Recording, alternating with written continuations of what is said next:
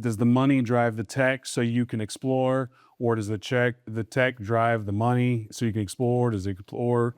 Like, how do those three components interweave each other with you? They're not causal.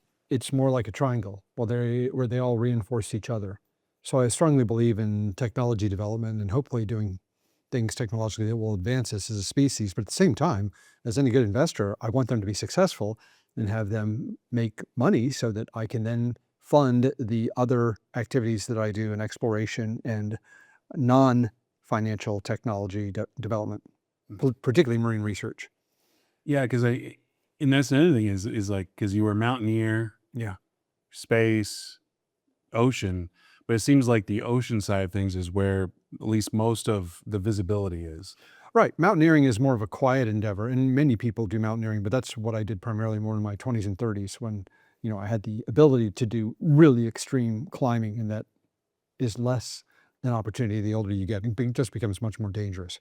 So the ocean provided a great deal of opportunity because most people don't realize 71% of planet Earth is ocean. And of that, 75% of it is completely unexplored, which means that half of our planet is completely unexplored. Even though we have complete maps of Mars and the moon, we don't even have that of our own planet.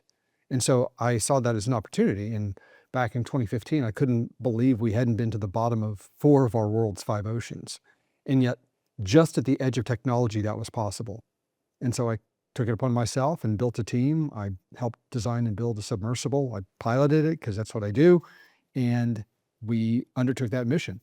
And so it was going into the ocean because it was a big opportunity that I thought could be served well by my particular capabilities. And I was in the Navy 20 years, so I had a natural attraction to the sea. Also, it doesn't seem like there's, and again, I don't want to speak out of turn, but not much technology opportunity in mountaineering versus like the oceans. Not really. It's Yeah. much more direct is I guess the right word, and it had been very well approached by many other individuals like Yves Chenard and the North Face and Black Diamond. There's a lot of people applying that technology, but it's not like going into the deep ocean, which is extremely technical. Some people even say going to the very bottom of the ocean at 11,000 meters in many respects is more difficult than going to space.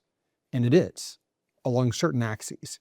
Going to space is really hard. It's also extremely expensive. So I'm not a billionaire, so I can't build my own rocket yet. Yeah. But I did have the opportunity to do something in the ocean that was revolutionary. And one more thing before I let Lane actually jump in on this conversation. I mean, I think it's going to be one of those episodes like give me. Right. But like up until recently, more people have been to space than up down the bottom of the ocean. Yeah, when we started our project back in 2016, 3 people had been to the very bottom of the ocean, and I believe small double digits had literally walked on the moon. And I think maybe more than 20 had been to the moon, either in orbit or on the surface. That is no longer the case.